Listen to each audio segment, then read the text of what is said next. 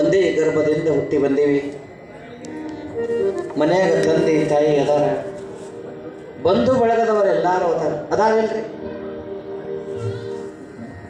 ಎಲ್ಲರೂ ಒಂದಾಗಿ ಇರತಕ್ಕಂಥ ಮನಸ್ಸು ಒಂದು ಪ್ರಪಂಚನೇ ಬೇರೆ.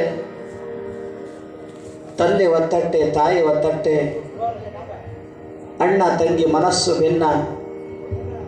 ಒಂದೇ ಗರ್ಭದಿಂದ 4-6 ಜನ ಹುಟ್ಟಿ ಬಂದಿರೋದು ಎಲ್ಲರ ಮನಸ್ಸು ಭಿನ್ನ ಆಗಿದ್ದು ಅಂದ್ರೆ ಎಷ್ಟು ಶ್ರೀಮಂತಿಕೆ ಮನೆಯೊಳಗಿದ್ದರೇನೋ ಮನಸ್ಸಿಗೆ ನೆಮ್ಮದಿನೇ ಇದ್ದಿದ್ದಿಲ್ಲ ಅಂದ್ರೆ ಅದೇ ಈ ಥರ ಬಾಳು. ಹೌದಲ್ರಿ? ಶ್ರೀಮಂತಿಗೆ ಬಹಳಷ್ಟು ಅದ. ಬಂಗಾರ ತಾಟ್ನಾಗ ಊಟ ಮಾಡಕತ್ತೇವೆ, ಕೈ ಕಾಲಿಗೆ ಆಳ ಮನುಷ್ಯರು ಅದಾರ. ಊರೊಳಗೆ ನಮ್ಮ ದೊಡ್ಡ ಶ್ರೀಮಂತಿಕೆ ಮಂತನ ಆಗತಕ್ಕಂಥ ಮಾತಾಡ್ತಕ್ಕಂಥವ್ರು ನಾವು. ನಮ್ಮ ಮನೆಯೊಳಗಿರ್ತಕ್ಕಂಥ ಎಲ್ಲರ ಮನಸ್ಸೇ ಒಬ್ಬೊಬ್ಬರು ಬೇರೆ ಬೇರೆ ಅದಾವ. ಎಲ್ಲರ ಮನಸ್ಸು ಭಿನ್ನ ಭಿನ್ನ ಬಣ್ಣವಾಗಿ ಇರುತ್ತಲಿರುವಾಗ ನೆಮ್ಮದಿಯ ಬದುಕು ನಮ್ಮ ಹತ್ತಿರ ಇದ್ದಿದ್ದಿಲ್ಲ ಅಂದ್ರೆ ನಮ್ಮದೇ ಥರ ಬಾಳ. ನಾ ಮೊದಲಾದ್ರೆ ಹೇಳಿ, ಶಾಸ್ತ್ರ ಕೇಳೋದು ಆಗೋದಿಲ್ಲ ಬಿಟ್ಟು ಬಿಡ್ರಿ. ಭಜನೆ ಕೀರ್ತನ ಕೇಳೋದು ಹೇಳೋದಾಗೋದಿಲ್ಲ ಅಂದ್ರೆ ಬಿಟ್ಟು ಬಿಡ್ರಿ. ಶಿವನಾಮ ಚಿಂತನೆ ಹೇಳೋದು ಕೇಳೋದಾಗೋದಿಲ್ಲ ಬಿಟ್ಟು ಬಿಡ್ರಿ. ಏನು ಮಾಡಕ್ಕೆ ಹೋಗ್ಬೇಡ್ರಿ.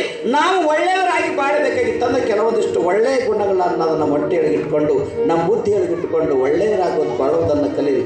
ಸಾಕಷ್ಟೇ. ಇದಕ್ಕಿಂತ ದೊಡ್ಡ ಸಾಧನೆ ನಮ್ಮ ಕೈಲಿ ಏನೂ ಆಗಕ್ಕಿಲ್ಲ. ಇಷ್ಟೆಲ್ಲ ಜನರು ಪುರಾಣ ಪ್ರವಚನ ಕೇಳಾಕತ್ತೀರಿ.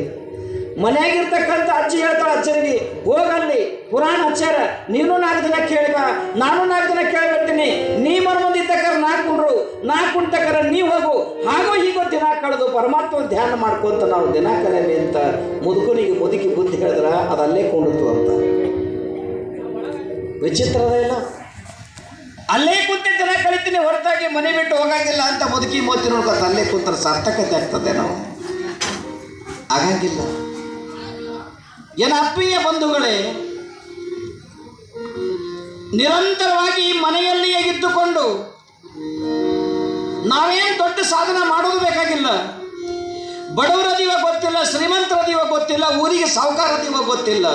ನಾವು ನಮ್ಮ ಪ್ರಾರಬ್ಧ, ನಮ್ಮ ಹಣೆಯ ಬರಹ ಅನುಸರಿಸಿ ನಾವು ಹೆಂಗೆ ಬೇಕಾದಂಗಿರ್ಲಕ್ಕ ಹೆತ್ತ ತಂದೆ ತಾಯಿಗಳು, ಅಣ್ಣ ತಮ್ಮ, ಅಕ್ಕ ತಂಗಿಯರು ಒಂದಾಗಿ ಇರತಕ್ಕಂಥ ಬಾಳುವೆ ಸುಂದರವಾದ ಬದುಕನ್ನು ನಮ್ದಾಗ್ತದೆ.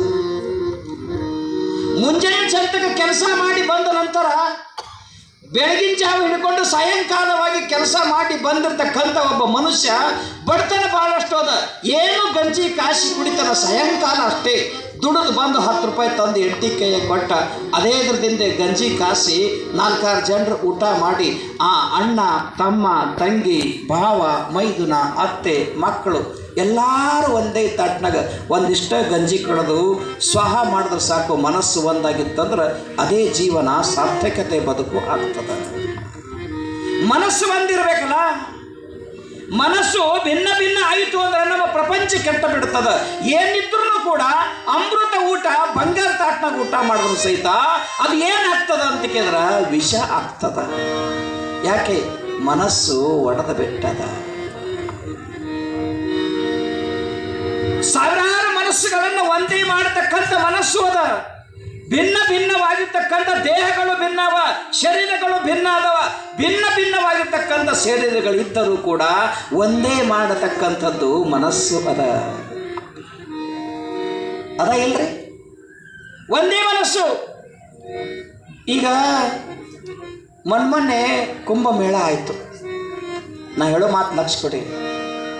ಕುಂಭಮೇಳ ಆಯಿತು. ಗೆಳೆಯರೆಲ್ಲ ಕೂಡಿಕೊಂಡು ಆಗೊಬ್ಬನಿಗೆ ತನ್ನ ಗಂಡ ಹೇಳಿದರು, ನಾವು ಕುಂಭಮೇಳಕ್ಕೆ ನಡೆದೀವಿ 10-12 ಜನ, ನೀನು ನಡಿ ಅಂತ ಗೆಳೆಯಾಗ ಹೇಳಿದರು.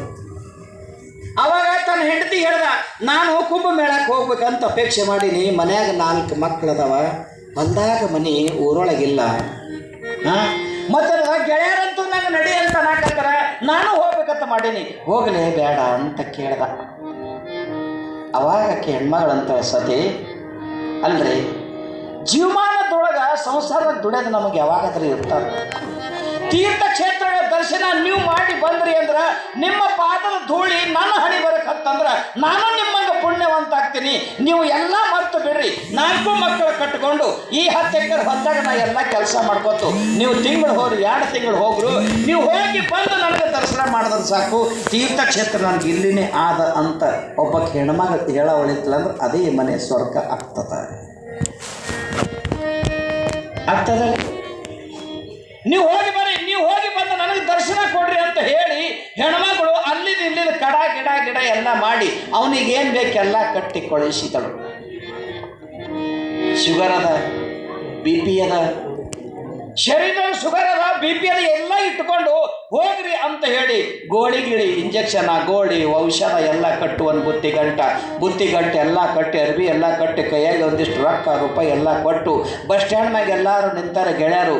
ಅವ್ರವ್ರ ಮನೆ ಹೆಣ್ಮಕ್ಳು ಹೇಳಕ್ಕೆ ಬಂದಾರ, ಹೋಗ್ರಿ ಆರಾಮಾಗಿ ಬರ್ರಿ, ಆರಾಮಾಗಿ ಹೋಗ್ರಿ, ಶಿವಧ್ಯಾನ ಮಾಡ್ರಿ, ಚಿಂತನೆ ಮಾಡ್ರಿ, ಪ್ರಪಂಚ ಎಲ್ಲ ಮರೀರಿ, ಪ್ರಪಂಚ ಎಲ್ಲ ಮರೆತಾಗ ಮಾತ್ರ ಭಗವಂತ ಭೇಟಿ ಆಗ್ತಾರಂತ ಶಾಸ್ತ್ರ ಹೇಳದ.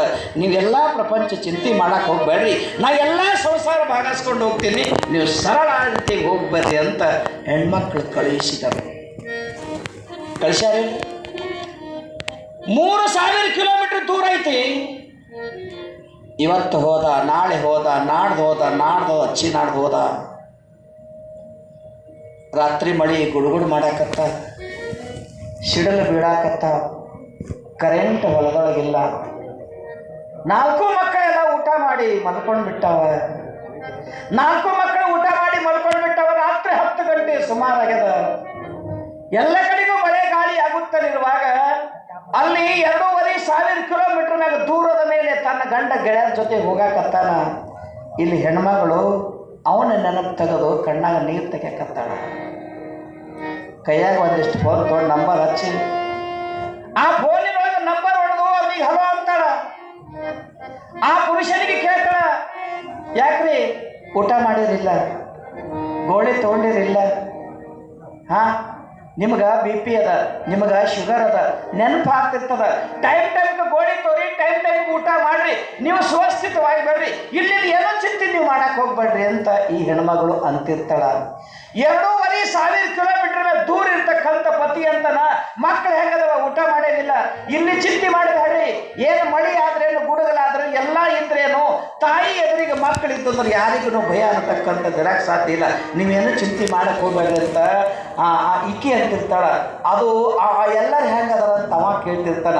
ಎಲ್ಲ ಚಿಂತೆ ಬಿಡ್ರಿ, ನಾ ಬಹಳಷ್ಟು ಆನಂದವಾಗಿ ಇದ್ದೀನಿ ಅಂತ ಗಳ ಕಣ್ಣಾಗ ನೀರ್ತದ. ಗಂಡನ ಚಿಂತೆ ಇವಕ್ಕೆ ಈಕಿ ಕುಂತು ಮಾಡ್ತಿರ್ತಾಳ, ಹೆಂಡತಿ ಚಿಂತೆ ಅವ ಅಲ್ಲ ಮಾಡ್ತಿರ್ತಾನ. ನಾ ಹೇಳೋ ಮಾತಿನ ತಾತ್ಪರ್ಯನು, 2500 ಕಿಲೋಮೀಟರ್ ದೇಹ ಅಲ್ಲಿ ಅದ, 2500 ಕಿಲೋಮೀಟರ್ ದೂರ ಮ್ಯಾಗ ಈ ದೇಹ ಅದ. ಈ 2 ದೇಹಗಳನ್ನು ಒಂದಾಗಿ ಮಾಡಿರ್ತಕ್ಕಂಥದ್ದು ಯಾವುದು? ದೇಹಗಳು ಬೇರೆ ಬೇರೆ ಅದ. ಅವ ಅಲ್ಲಿ ಗುಡ್ದಾಗದನ, ಅರಣ್ಯದೊಳಗದನ, ಗುಡ್ಡಿ ಏರಕತ್ತನ, ಗುಡ್ಡಿ ಏರುವಾಗಲೂ ಕೂಡ ಅವನ ದೇಹ ಅಲ್ಲಿ ಅದ, ಇವಳ ದೇಹ ಇಲ್ಲಿ ಅದ. ಇವೆರಡೂ ಕೂಡಿರ್ತಕ್ಕಂಥ ದೇಹಗಳು ಬೇರೆ ಬೇರೆ ಇದ್ದರೂ ಕೂಡ ಇವರಿಬ್ಬರ ದೇಹವನ್ನ ಒಂದೇ ಮಾಡಿರ್ತಕ್ಕಂಥದ್ದು ಯಾವುದು? ಮನಸ್ಸು. ಹೌದಲ್ರಿ? ಈ ಸತಿಪತಿಗಳ ಅಗಲಿರ್ತಕ್ಕಂಥ ಮನಸ್ಸನ್ನ ಒಂದೇ ಮಾಡಿರ್ತಕ್ಕಂಥ 2 ದೇಹಗಳನ್ನ ಒಂದೇ ಮಾಡಿರ್ತಕ್ಕಂಥದ್ದು ಯಾವುದು ಅಂತ ಕೇಳಿದ್ರೆ ಮನಸ್ಸು. ಆ ಮನಸ್ಸನ್ನ ಒಳ್ಳೆ ಕೆಲಸಕ್ಕೆ ಹಚ್ಚಿದೀವಿ ಅಂದ್ರೆ ನಾವು ಒಳ್ಳೆಯವರಾಗಿ ಬರ್ತೀವಿ. ಅದೇ ಮನಸ್ಸನ್ನ ಕೆಟ್ಟ ಕೆಲಸಕ್ಕೆ ಹಚ್ಚಿ ಬಿಟ್ಟಿದ್ದೀವಿ ಅಂದ್ರೆ ನಾವು ಕೆಟ್ಟವರಾಗಿ ಬರ್ತೀವಿ. ನಾ ಹೇಳಕ್ ತಿಳಿತದಲ್ರಿ? ತಾತ್ಪರ್ಯ ಏನು? ನೀವು ಬಡವರಿರಿ, ಶ್ರೀಮಂತರಿರಿ, ದಿನ ಮುಂಚೆ ಕೆಲಸ ಮಾಡ್ಕೊಂತ ಇರ್ರಿ, ಬ್ಯಾಡಲ್ಲ. ಕೆಲಸ ಮಾಡಲಾರ್ದೆ ಇರ್ರಿ, ಬ್ಯಾಡಲ್ಲ. ಆದ್ರೆ ಇವರೆಲ್ಲರೂ ನಮ್ಮವರನ್ನು ಭಾವನೆಟ್ಕೊಂಡು ಬದುಕ್ರಿ. ಪ್ರವಚನ ಮುಖಾಂತರವಾಗಿ ಶರಣರು ಹಂಗ ಬದುಕಿದ್ರು. ಇವರೆಲ್ಲರೂ ನಮ್ಮವರದರ ಅಂತ ಶರಣರದ್ರು. ನಾವೇನು ಮಾಡ್ತೀವಿ? ಅವರೇ ಬೇರೆ, ನಾವೇ ಬೇರೆ ಅದೀವಿ. ಮದುವೆ ಮಾಡ್ಕೊಂಡಿವಿ, ಮದಿ ಹೆಂಡತಿ ಮನೆಗೆ ಬಂದಳು ಅಂದ್ರೆ ಹೆತ್ತ ತಂದೆ ತಾಯಿಗಳನ್ನು ಬರಿತೀವಿ. ಅಷ್ಟೇ ಅಲ್ಲ, ಒಡಲ ಗರ್ಭದಿಂದ ಬೆನ್ನು ಹಿಂದೆ ಬಿದ್ದಿರ್ತಕ್ಕಂಥ ಅಣ್ಣ ತಮ್ಮಂದಿರನ್ನು ಮರಿತೀವಿ. ಅದರ ಜೊತೆಗೇನೆ ಪರವೂರಿಗೆ ಕೊಟ್ಟಿರ್ತಕ್ಕಂಥ ಅಕ್ಕ ತಂಗಿಯರನ್ನು ಮರೆತು ನಡೆದೀವಿ ಅಂದ್ರೆ ನಮ್ಮಷ್ಟು ಮೂರ್ಖರು ಜಗತ್ನಾಗ ಯಾರದಾರ ಹೇಳಿ? ಜೀವನ ಅಂತಾರೆ ಏನಿದಕ್ಕೆ? ಇದು ಸಾರ್ಥಕದ ಬದುಕಾಗ್ತದೇನೋ? ಹಂಗಾಗಕ್ಕೆ ಸಾಧ್ಯ ಇಲ್ಲ. ಈಗ ನೋಡ್ರಿ ಎಷ್ಟು ವಿಚಿತ್ರದ. ಇಲ್ಲಿ ದೊಡ್ಡ ಕಾರ್ಯಕ್ರಮ ನಡೆದದ. ಎಷ್ಟೋ ಜನ ಮಹಾನುಭಾವರು ಪ್ರಸಾದ ವ್ಯವಸ್ಥೆ ಮಾಡಕತ್ತಾರಿಲ್ರಿ? ಒಳ್ಳೆ ರೀತಿ ಪ್ರಸಾದ ವ್ಯವಸ್ಥೆಯನ್ನು ಮಾಡಕತ್ತಾರ. ಶಿಶುನಾಳ ಶರೀಫರು ಒಂದು ಸಲ ಹೋಗಿದ್ದರು ಪುರಾಣಕ್ಕೆ. ಒಂದು ತಿಂಗಳು ಪುರಾಣ ಹೇಳ್ತಿದ್ದರು. ನಾ ಹೇಳೋದು ಲಕ್ಷ ಕೊಡ್ರಿ. ಒಂದು ತಿಂಗಳು ಪುರಾಣ ಹೇಳ್ತಿದ್ರು. ದಿನಾಲು ಗೆಳತಿಯರು ಆ ಗೌಡತಿ ಮುಂದೆ ಐಶ್ ಬರುವಾಗ ಗೌಡತಿ ಪುರಾಣ ಕೇಳಕ್ಕೆ ನಡ್ರಿ ಅಂತಿದ್ರು. ಗೌಡತಿ ಇಲ್ಲಿ ಯಾರೋ ಗೌಡತಿ ಇಲ್ಲಲ್ರಿ, ಅವ್ರು ಬಂದು ನಮ್ಮ ಜೋಡಿ ಜಗತ್ತು ತೆಗೆದಿದ್ದಾರಂತ. ಏನು ಮಾಡೋದು? ಅದು ಒಂದೊಂದು ಸಲ ಅದೊಂದು ಕಿತಾಪತಿನೇ ಇರಲಿ ಬಿಡ್ರಿ, ಅದು ಇದ್ದಂಗೆ ಹೇಳಿದ್ವಿ ನಾವು ಪುರಾಣದಾಗ ಹ್ಯಾಂಗೆ ಬಂದು ಹಂಗೆ ಹೇಳ್ಕೊತ ಹೋಗ್ತೀವಿ. ಯಾರು ಅದಾರ ಅವ್ರ ಮುಂದಿನ ಉದಾಹರಣೆಯನ್ನು ಹೇಳ್ತೀವಿ. ಕೂಡ್ರೆ ಕೆಳಗೆ ಕೂಡಿ ಜಲ್ದಿ. ನೀವು ಆ ಕಡೆ ನೋಡಬೇಡ್ರಿ, ಮತ್ತೆ ಅವ್ರ ಕಡೆ ನೋಡಿದ್ರೆ ಆಕೆ ಸೀರೆ ಯಾವ್ದು ಉಟ್ಕೊಂಡ್ರೆ ನೋಡ್ಬೇಕಾಗ್ತದೆ. ಏನು ಅತ್ತಿ ಸೊಸಿ ಇಬ್ಬರು ಕೂಡಿ ಬಂದಾರೋ ಏನೋ ಒಬ್ಬಕ್ಕನೇ ಬಂದಾಳೋ ಹಿಂಗೆ ಶುರು ಆಗ್ತದೆ. ನಮ್ಮ ಪುರಾಣ ಇಲ್ಲೇ ಕೂತ್ ಬಿಡ್ತದೆ, ನಿಮ್ಮ ಪುರಾಣ ಚಾಲು ಆಗ್ತದೆ. ದಿನಾಲು ಪ್ರತಿಯೊಬ್ಬ ಗೆಳತಿಯರು ಸಾವಿರ ಜನ ಊರಲ್ಲಿ ಹೈಸಿ ಬರ್ತಿದ್ರು. ಅದು ಗೌಡತಿ ಮನೊಂದು ಅಗಸಿ ಮುಂದೆ ದೊಡ್ಡ ಮನೆ, ಆ ಗೌಡತಿ ಮನ ಮುಂದೆ ಹೈಸಿ ಬರ್ತಿದ್ರು. ಗೌಡತಿ ತಲಭಾಗದಾಗೇ ಕುಂಡಿರ್ತಿದ್ರು. ಅವಾಗ ಎಲ್ಲ ಅಕ್ಕ ತಂಗಿಯರು ಅಕ್ಕ ಗೌಡತಿ ಅಲ್ಲಿ ಶಿಶುನಾಳ ಶರೀಫರು ಬಂದಾರ, ಶಿಶುನಾಳ ಶರೀಫರು ಬಂದಾರ. ಮತ್ತೆ ದೊಡ್ಡ ಪುರಾಣ ಹಚ್ಚಾರ, ಒಂದು ತಿಂಗಳು ಪುರಾಣ ಅದ. ಊರನ ಜನರೆಲ್ಲ ಹೋಗಾಕತ್ತಾರ. ಹೋದವರಿಗೆಲ್ಲರೂ ಸುಮ್ಮಿಲ್ಲ, ದಿನಾಲು ಒಬ್ಬೊಬ್ಬರು ಪ್ರಸಾದ ಮಾಡಾಕತ್ತಾರ. ಮನೆಗೆ ಊಟ ಮಾಡೋದು ಸಾಕಾಗ್ಯದ, ಪ್ರಸಾದ ಉಂಡಿವಂದ್ರೆ ಮನಸ್ಸು ಪ್ರಸನ್ನ ಆಗ್ತದ. ನಡ್ರಿ ಗೌಡತಿ ಪುರಾಣ ಕೇಳಕ್ಕ ಅಂತಿದ್ರು. ಗೌಡತಿ ಏನಂತೇಳು, ನೀವು ನಡ್ರಿ ನಾವೊಂದು ತಾಸು ಬಿಟ್ಟು ಬರ್ತೀವಿ, ನೀವು ನಡ್ರಿ ನಾವೊಂದು ತಾಸು ಬಿಟ್ಟು ಬರ್ತೀನಿ. ಆಯ್ತು. ಇವರೆಲ್ಲ ಬಂದು ಪುರಾಣ ಕೇಳುತ್ತಾ ಇರುವಾಗ ಗೌಡತಿ ಮನುಷ್ಯನಿಗೆ ಏನಂತಿದ್ಳು ಅಂದ್ರೆ, ಇವಕ್ಕ ಮನ್ಯಾಕ ಮಾಡಿ ತಿನ್ನೋದಾಗಂಗಿಲ್ಲ. ಏನಂತೇಳಕ್ಕೆ ಇವೇನು ಪುರಾಣ ಕೇಳಕ್ಕೆ ಹೋಗಂಗಿಲ್ಲ. ಇವಕ್ಕ ಹೋಗಿ ಮನ್ಯಾಗ ಕುಂತು ಅಡುಗೆ ಮಾಡಿ ತಿನ್ನೋದಾಗಂಗಿಲ್ಲ. ಅವ ಯಾವ ಬಾವ ಹೇಳಕ್ ಬಂದಾನಂತ ಇವು ಕೇಳ್ತಾವತ್ತ. ಒಂದು ತಾಸು ಕೇಳ್ತಾವ, ಊಟ ಮಾಡೋ ಸಲುವಾಗಿನ ಹೋಗ್ತಾವ ಹೊರತಾಗಿ ಇವೇನು ಅಲ್ಲಿ ಪುರಾಣ ಕೇಳಕ್ಕೆ ಹೋಗಂಗಿಲ್ಲ ಅಂತಿದ್ದಳಂತ. ನಿಮ್ಮ ಊರಾಗ ಹಂಗೆ ಯಾರೋ ಅನ್ನಂಗಿಲ್ಲ, ನಂಗೆ ಗೊತ್ತದ. ನಿಮ್ಮ ಊರಾಗ ಎಲ್ಲರೂ ಒಳ್ಳೆಯವ್ರು ಅದಿರಿ. ಇನ್ನೂ 8 ದಿನ ಇರೋವಿದ್ದೀನಿ ನಿಮ್ಮ ಜೋಡಿ ನಾವೆಲ್ಲ. ನೀವು ಭಾಳ ಡೇಂಜರ್ ಬಂದ್ರೆ ನಮಗೆ ಗೊತ್ತದ.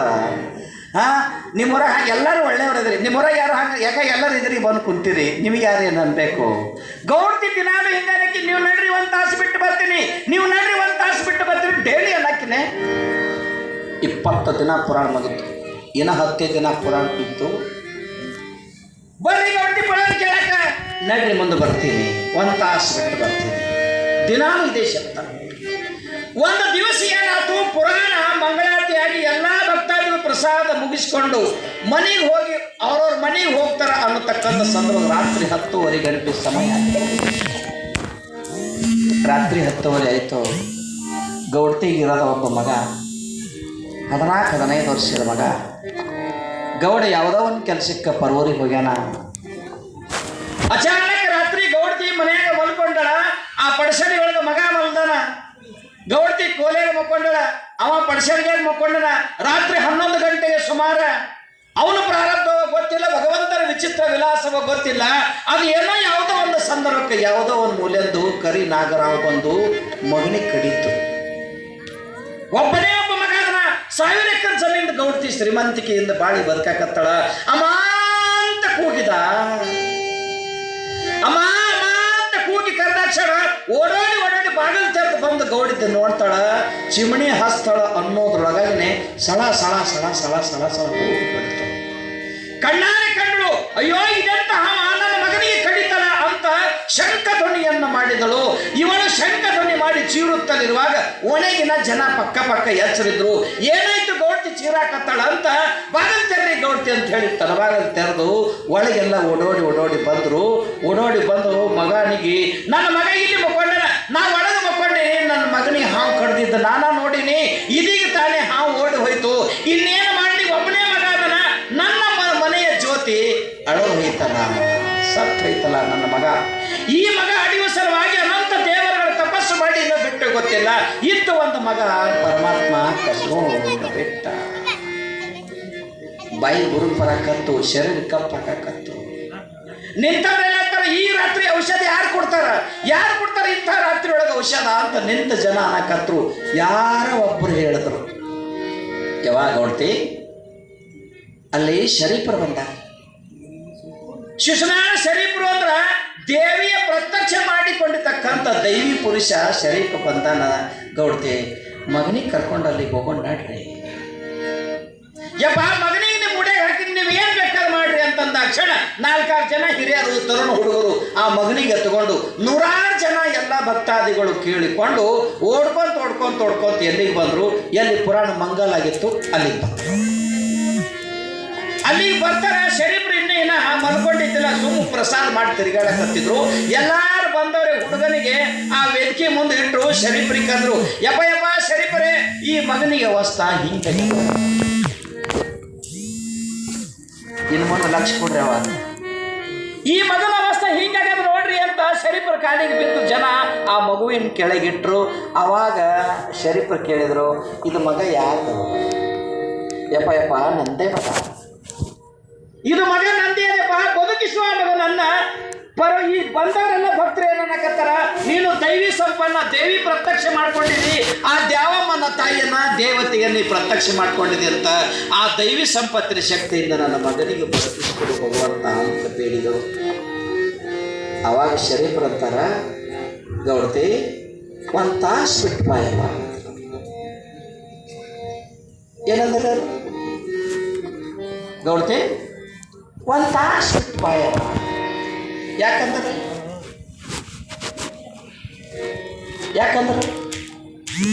ದಿನಾಲು ಜನ ಪುರಾಣ ಕೇಳೋಕೆ ಬರುತ್ತಲಿರುವಾಗ ಗೌಡ್ತಿ ಕರಿತಿರಲ್ಲ. ಅವರು ಬರ್ರಿ ಗೌಡ್ತಿ ಪುರಾಣ ಕೇಳಕ್ಕೆ ಬರ್ರಿ ಗೌಡ್ತಿ ಕರಿತಿರಿಲ್ಲ. ಮತ್ತಕ್ಕೆ ಏನಂತೀವಿ ಮುದಾಡಿ ಏನಂತೇಳಕಿ ಸೊಕ್ಕ ಭಾಳ ಬೆಳೆಸಿರ್ತಾರೆ. ಕೈಯಾಗ ಸೊಕ್ಕ, ಕೈಯಾಗ ಲೆಕ್ಕ, ಮನುಷ್ಯನಾಗ ಪಕ್ಕ ಲೆಕ್ಕ ಇತ್ತ ಸೊಕ್ಕ ಭಾಳ ಇರ್ತಾವ್ರಿ. ಏನಂತೇಳಕಿ ಗೌಡ್ತಿ ಬರ್ರಿ ಗೌಡ್ತಿ ಪುರಾಣ ಕೇಳಕ. ಏನಂತೇಳಕಿ ನೀವು ನಡ್ರಿ, ನಾವು 1 ತಾಸು ಬಿಟ್ಟು ಬರ್ತಂತ. ಶರೀಫ್ರಿಗೆ ಯಾರು ಹೇಳಿ ಏನು? ಶರೀಫರನ್ನ ಕರಿತಿ ಗೌಡ್ತಿಗೆ ಯಾರು ಹೇಳಿಲ್ಲ. ಶರೀಫ್ರಿಗೆ ಗೌಡ್ತಿ ಹಿಂಗೆ ಅಂದಿದ್ದು. ಆದ್ರೆ ಶರೀಫರು ಏನಂದ್ರು, ಗೌಡ್ತಿ ನಿನ್ನ ಮಗ ಬದುಕಬೇಕಾಗಿತ್ತಂದ್ರೆ 1 ತಾಸು ಬಿಟ್ಟು ಬಾ. ಅವಾಗ ಗೌಡ್ತಿ ತಡೆಯಪ್ಪ 1 ತಾಸು ಅಲ್ಲ, 1 ಕ್ಷಣ ಹೋಯ್ತಂದ್ರೆ ನನ್ನ ಮಗ ಬದುಕಂಗಿಲ್ಲ.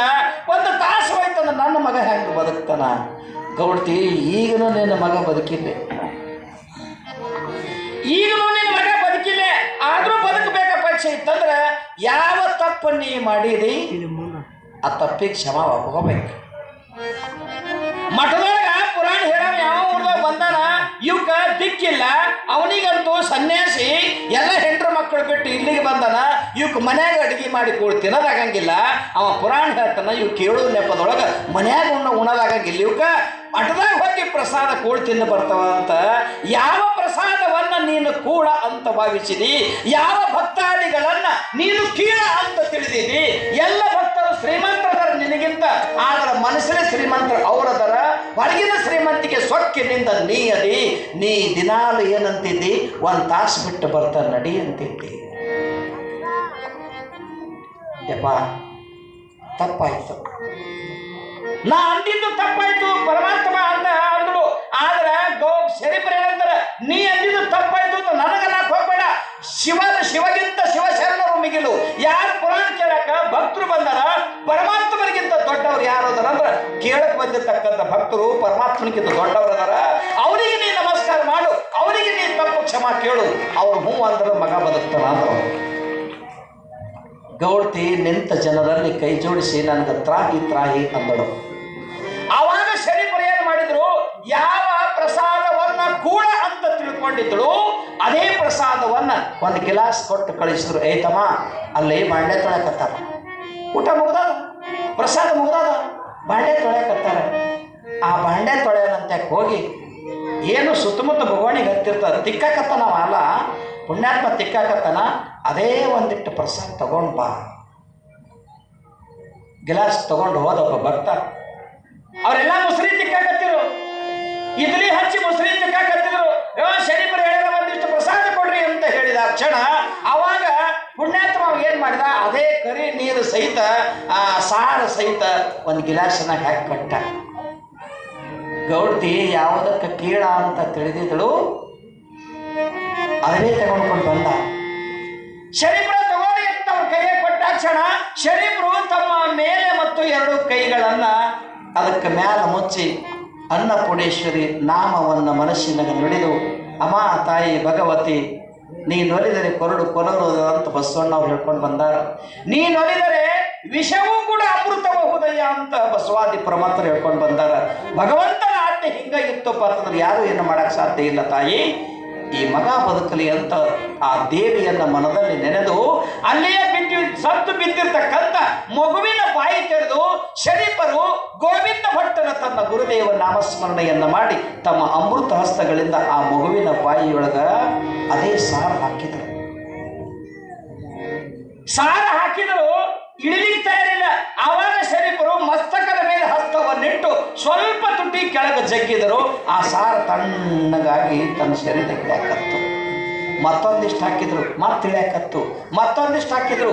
ಹೆಂಗೆ ಶರೀರದೊಳಗ ಆ ಪ್ರಸಾದ ಹೋಗಕತ್ತಿದ್ದು, ಹಾಗೆ ಕಪ್ಪಾಗಿರ್ತಕ್ಕಂಥ ದೇಹ ಮೊದಲು ಹೆಂಗ ಸುಂದರ ಹುಡುಗಿದ್ದ ಹಂಗ ಸುಂದರ ಆಗಕತ್ತು. ಯಾವಾಗ ಹುಡುಗನಲ್ಲಿ ಸುಂದರ ಆಗಕತ್ತು, ಕೈಕಾಲು ನೆಟ್ಟಗಾಗಿದ್ದಿಲ್ಲ. ಈ ಸದ ತನ್ನಿಂದ ತಾನೇ ಕೈಕಾಲು ತನ್ನಿಂದ ತಾನೇ ಅಳೆಯಾಡಕತ್ತು. ಗಂಟಲಿನಿಂದ ಶಬ್ದ ಬರಾಕತ್ತು, ಅಮ್ಮ ಅಮ್ಮ ಅಮ್ಮ ಅಂತ.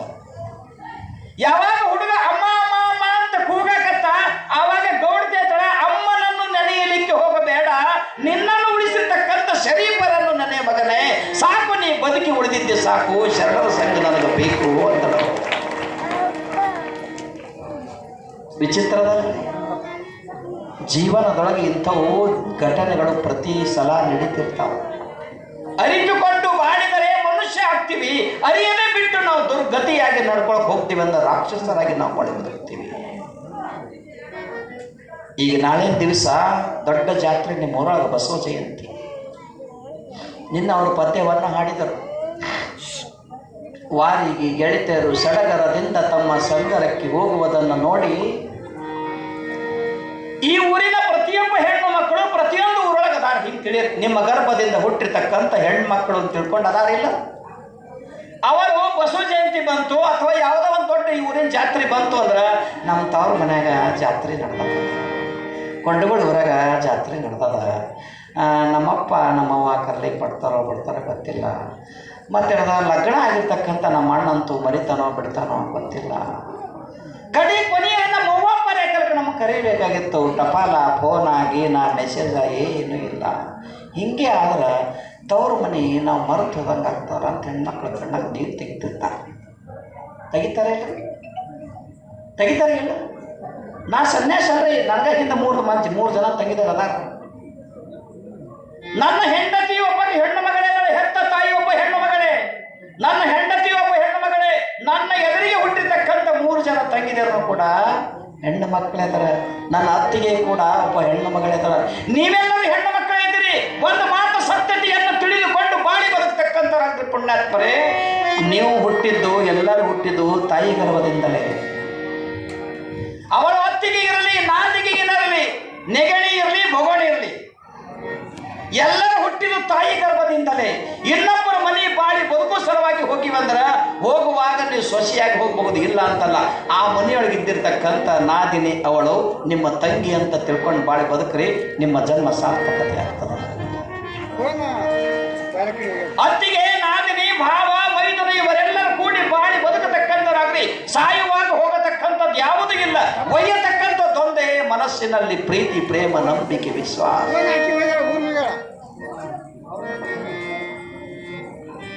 ಊರ ಮುಂದಿನ ಬಾವಿ ಯಾರ ತೋಡಿದರೆ. ಜಾನಪದ ಸಾಹಿತ್ಯಕಾರರು ಎಷ್ಟು ಚೆನ್ನಾಗಿ ತಿಳಿಸಿರ್ತಾರೆ. ಪ್ರತಿಯೊಬ್ಬ ಹೆಣ್ಣು ಮಕ್ಕಳಿಗೆ ಶ್ರೀಮಂತಿಕೆ ಬಂದಾಗ ಕುಗ್ಗಾಕ್ ಹೋಗಬೇಡ, ಬಹಳಷ್ಟು ಬಡತನ ಬಂದದ. ಈ ಶ್ರೀಮಂತಿಕೆ ಬಂದಾಗ ಹಿಗ್ಗಾಕ್ ಹೋಗಬೇಡ, ಬಡತನ ಬಂದಾಗ ಕುಗ್ಗಾಕ್ ಹೋಗಬೇಡ. ಅದು ಮಧ್ಯಾಹ್ನದ ಬಿಸಿಲು ಅನ್ನತಕ್ಕಂಥದ್ದಾಗ್ತದ ತಾಯಿ. ನೀವು ಒಳ್ಳೆಯದಾಗಿ ಬಾಡ್ರಿ. ಆ ಪದ್ಯದ ಮೇಲೆ ಆ ಪದ್ಯ ನಮ್ಮ ಗವಾಯಿಗಳು ಹಾಡ್ತಾರ. ಅದಾದ ನಂತರ ಸುಂದರವಾಗಿರ್ತಕ್ಕಂಥ ಉತ್ತರ ಭಾರತ ದೇಶದೊಳಗೆ ಆಗಿ ಹೋಗಿರ್ತಕ್ಕಂಥ ಒಂದು ಕಥೆ ಐತಿ. ಆ ಕಥೆಯನ್ನು ನಮ್ಮ ಗವಾಯಿಗಳ ಪದ್ಯ ಆದ ನಂತರ ಯಾವ ಕಥೆ ಅದ ನೋಡೋಣ. ತನ್ನಂಗ ನೋಡಿದರ ಬಿನ್ನಿಲ್ಲ ಬೇರಿಲ್ಲ,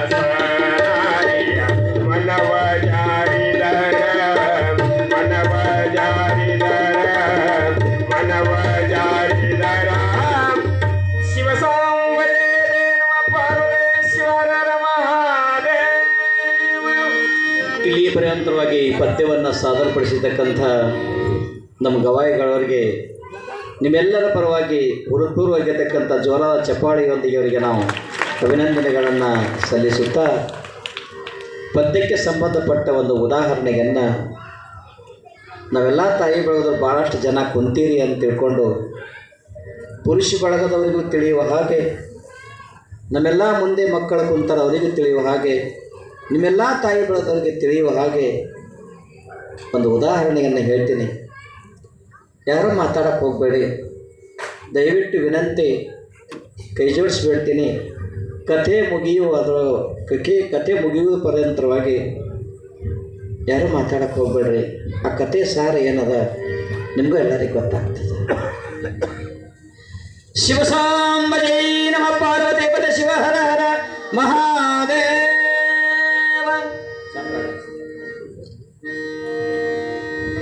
ಉತ್ತರ ಭಾರತ ದೇಶದಲ್ಲಿ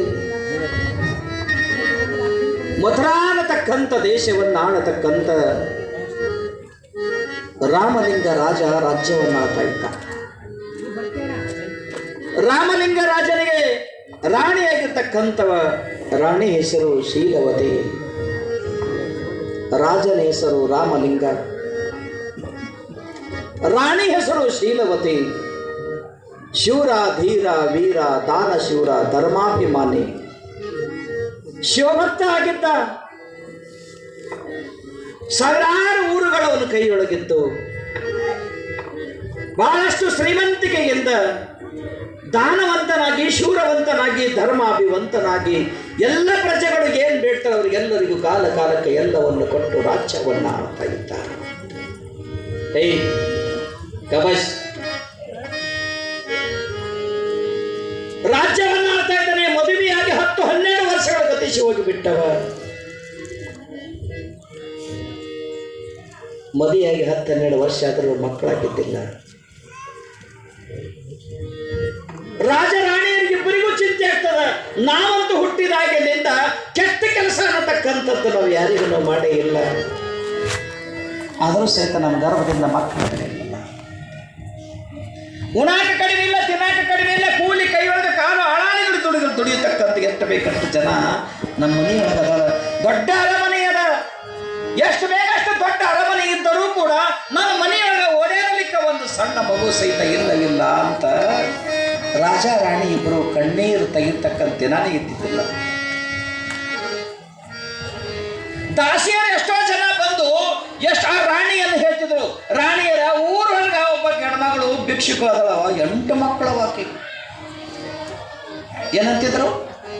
ಊರೊಳಗ ಒಬ್ಬ ಹೆಣ್ಮಗಳು ಬೇಡ್ಕೊಂಡು ತಿಂತಾಳ್ರಿ, ಆ ಹೆಣ್ಮಗಳಿಗೆ 8 ಮಕ್ಕಳು ಕೊಟ್ಟನು ಪರಮಾತ್ಮ, ನಿಮ್ಗೊಂದು ಮಕ್ಕಳು ಕೊಟ್ಟಿಲ್ಲಲ್ಲ. ರಾಣಿಗೆ ಎಷ್ಟು ದುಃಖ ಆಗ್ತಿತ್ತಲ್ಲ. ಅವರಿಗೆ ಏನೂ ಇಲ್ಲ, ಭಗವಂತ 8 ಮಕ್ಕಳು ಕೊಟ್ಟನ. ದೊಡ್ಡದಾಗಿರ್ತಕ್ಕಂಥ ಅರಮನೆಯದ ಬಂಗಾರ ಮಂಚ ಅದ, ಕೂಡಲಿಕ್ಕೂ ಬಂಗಾರ ತಾಟದ, ಊಟ ಮಾಡಕ್ಕೆ ಬಂಗಾರ ತಾಟದ, ಕೂಡಲಿಕ್ಕೂ ಬಂಗಾರದ ಮಂಚ ಅದ, ತೂಗು ಉಯ್ಯಾಲೆ ಅದ, ಎಲ್ಲವೂ ಅದ. ಭಗವಂತ ನಮ್ಗೊಂದು ಮಗ ಕೊಟ್ಟಿರಲ್ಲ. ಕಂದನ ಕೊಡು ಶಿವನೇ, ಬಂಧನ ಕಳಿಯಯ್ಯ. ಪರಮಾತ್ಮನಿಗೆ ದಿನಾಲು ಬೇಡಿದ್ದು ಕಂದನ ಕೊಡು ಶಿವನೇ, ಬಂಧನ ನೀಗಿಸಯ್ಯ. ಜೋಡೆಂದು ಕಾಯಿ ನಾ ನಿನಗೆ ಒಡೆಯುವೆ, ಬಂಜೆನ್ನತಕ್ಕಂಥ ಈ ಬಂಧನದಿಂದ ನನಗೆ ಬಿಡುಗಡೆ ಮಾಡು ಪರಮಾತ್ಮ ಅಂತ ದಿನಾಲು ರಾಣಿ ಕಣ್ಣಾಗಿ ನೀರು ತೆಗೆದು ದಿನ ಬೇಡಿದ್ದೆ. 20 ವರ್ಷ ಆಯಿತು, ಆದರೂ ಏನೂ ಆಗಲಿಲ್ಲ. ಅವರ ಪ್ರಾರಬ್ಧಕ್ಕನುಸರಿಸಿ ಗೊತ್ತಿಲ್ಲ, ಭಗವಂತ ಆಜ್ಞೆ ಮಾಡುವ ಗೊತ್ತಿಲ್ಲ. ಮನ್ಮಂತ ಒಬ್ಬ ಜಂಗಮ ಭಿಕ್ಷುಕ ಬೇಡಲಿಕ್ಕೆ ಬಂದ. ಭವತಿ ಭಿಕ್ಷಾಂದೇಹಿ ಅಂದ. ಈಗ ಕಾಲದಲ್ಲಿ ಭವತಿ ಭಿಕ್ಷಾಂದೇಹಿ ಅಂತ ಕೂಗಿ ಕರೆದ. ಒಳಗ ರಾಣಿಗೆ ಈ ಶಬ್ದ ಕಿವಿಗೆ ಕೇಳಿಸಿದ ಕ್ಷಣ ನನ್ನ ಅರಮನೆ ಮುಂದ ಯಾರೋ ಒಬ್ಬರು ಜಂಗಮರು ಬಂದಾರೆ ಭಿಕ್ಷುಕ ಬೇಡಲಿಕ್ಕೆ. ಕೈಯಾಗ ಒಂದು ಮರ ಹಿಡ್ಕೊಂಡು ಒಂದಿಷ್ಟು ಜೋಳ, ಒಂದಿಷ್ಟು ಅನ್ನವನ್ನು ನೀಡುವ ಸಲುವಾಗಿ ಹೊರಗೆ ಬರ್ತಾಳೆ ರಾಣಿ. ಹೊರಗೆ ಬರ್ತಾಳೆ. ಮಹಾತ್ಮ ಹೊರಗೆ ನಿಂತಿದ್ದನ್ನು ನೋಡಿ, ಯಪ್ಪ ಪುಣ್ಯಾತ್ಮ ಹೊರಗೆ ನಿಲ್ಲಕ್ಕೆ ಹೋಗಬೇಡ, ನನ್ನ ಮನೆ ಅಂಗಳದಾಗ ಬಾ, ನನ್ನ ಪಡಿಸಲಿಗೆ ಬಾ, ಮಂಚದ ಮ್ಯಾಗ ಕೂಡು, ನಿನ್ನ ಪಾದ ಪೂಜೆ ಮಾಡ್ತೇನೆ. ನಿನ್ನ ಪಾದ ಪೂಜೆಯನ್ನ ಮಾಡಿರ್ತಕ್ಕಂಥ ಪಾದೋದಕವನ್ನ ನಾನು ಶರೀರ ತುಂಬ ಹಚ್ಕೋತೀನಿ. ಆವಾಗಲಾದರೂ ಕೂಡ ನಾನು ಮಾಡಿರ್ತಕ್ಕಂಥ ಪಾಪ ಕರ್ಮ ನಾಶ ಆಗ್ತದೇನೋ ಭಗವಂತ ಒಳಗೆ ಬಾ ಅಂತ ಕರೆದರು. ಕೈಯಾಗ ಮರ ಅದ. ಹಂಗ ಕರೆದ್ರು ಅವ ಪುಣ್ಯಾತ್ಮ ಜಂಗಮ ಪುರುಷ ಹಂಗ ಪಾಪ ಹೆಣ್ಮಗಳ ಕರೆಯಕತ್ತಳ ಅಂತ ಒಳಗೆ ಬಂದ. ಕುಂಡ್ರಿಸಿದಳು ಚೋಪಾದ ಮ್ಯಾಗ. ಪಾದ ಪೂಜೆ ಮಾಡಿದಳು. ಪಾದ ಪೂಜೆಯನ್ನ ಮಾಡಿ ತನ್ನ ಮನಸ್ಸಿನಾಗ ಅಂದಾಳ ಬಿಟ್ಟಳ ಗೊತ್ತಿಲ್ಲ. ಪಾದ ಪೂಜೆಯನ್ನು ಮಾಡಿ ಜೋಳಿಗೆ ಒಳಗ ಆ ಜೋಳ ಕಾಳುಗಳನ್ನು ಹಾಕಿ ನಂತರ ಪಾದಕ್ಕೆ ನಮಸ್ಕಾರ ಮಾಡುತ್ತಲಿರುವಾಗ ಕಣ್ಣಾಗಿನ ನೀರಿನ ಹನಿಯನ್ನು ತೆಗೆದು ಮತ್ತೊಮ್ಮೆ ಪಾದವನ್ನು ತೊಳಿತಾಳೆ ರಾಣಿ ಶೀಲವತಿ.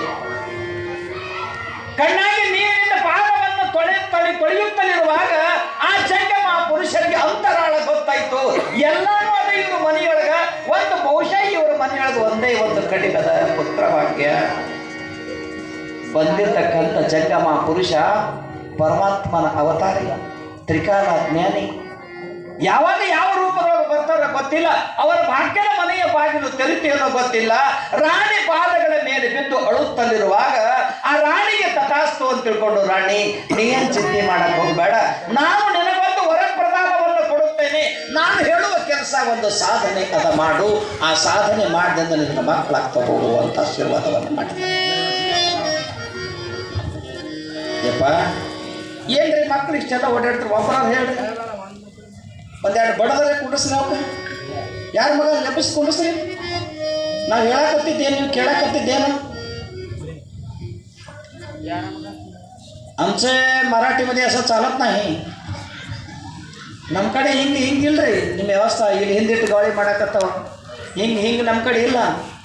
ಏಕ್ ಬಾರ್ ಗೌತ ಕೂಡ ಆಯ್ತು ಸುಮ್ ಕೂಡ ನಮ್ಮ ಕಡೆ ಪ್ರವಚನ ನಡೀತಾರ್ರಿ. ಒಂದು 2-3 ಮಂದಿ ಹಿರಿಯರು ಬಡಿಗೆ ತಂದು ತಿರುಗಾಡ್ತಾರೆ. ಕೂಸುಗಳು ಮಾತಾಡಕತ್ತಾರ, ಕೂಸುಗಳು ಹೇಳ್ತಾರೆ. ಇವರು ಆವಾಜ್ ಮಾಡಕತ್ತಿರೋದ್ರೆ ಇವ್ರಿಗೂ ಬಂದು ಬೈತಾರೆ. ನಾವು ಯಾಕೆ ಬಂದೀವಿ ಅನ್ನೋದು ಗೊತ್ತಾರೈತಿಲ್ಲ. ಈ ಒಂದು ಪವಿತ್ರ ಪುಣ್ಯ ಸ್ಥಾನದೊಳಗೆ ನಾವು ಮಾತಾಡಕ್ಕೆ ಬಂದಿವೇನು, ಜಗಳ ಮಾಡಕ್ಕೆ ಬಂದಿವೇನು, ನಿಂದ ಮಾತಾಡಕ್ಕೆ ಬಂದಿವೇನು? ಅವೆಲ್ಲವನ್ನ ಮರೆತು, ಜಗಳ ನಿಂದೆ ಅಪಕೀರ್ತಿಗಳೆಲ್ಲವನ್ನ ಮರೆತು ನಾವೆಲ್ಲರೂ ಒಂದಾಗಿ ಮಾಡೋಣ. ವೀರಗಟ್ಟಿ ಮಡವಾಳೇಶ್ವರ ಆಶೀರ್ವಾದ ಪಡೆದುಕೊಳ್ಳೋಣ ಅಂತ ಬಂದಿರಿ. ಆ ಕೆಲಸ ನಡಿ ನಡಿ ನಡಿ. ಏಯ್ ಏಯ್ ಯಾಕೆ ಸೇರಿಸ್ತಿರವಲ್ಲೇ? ಹಾಂ ಏಯ್ ನಡಿ ಒಳಗ. ಏಯ್ ನಡ್ರಿ ಒಳಗಿಲ್ಲ, ಮನೆಗೆ ಹೋಗ್ಬಿಡ್ರಿ. ಮನೆಗೆ ಬರಿಲ್ಲ, ಒಳಗೆ ನಡಿಲ್ಲ, ಮನೆಗೆ ಬರ್ರಿ. ಚೀರ್ತಿರವಲ್ಲೇ?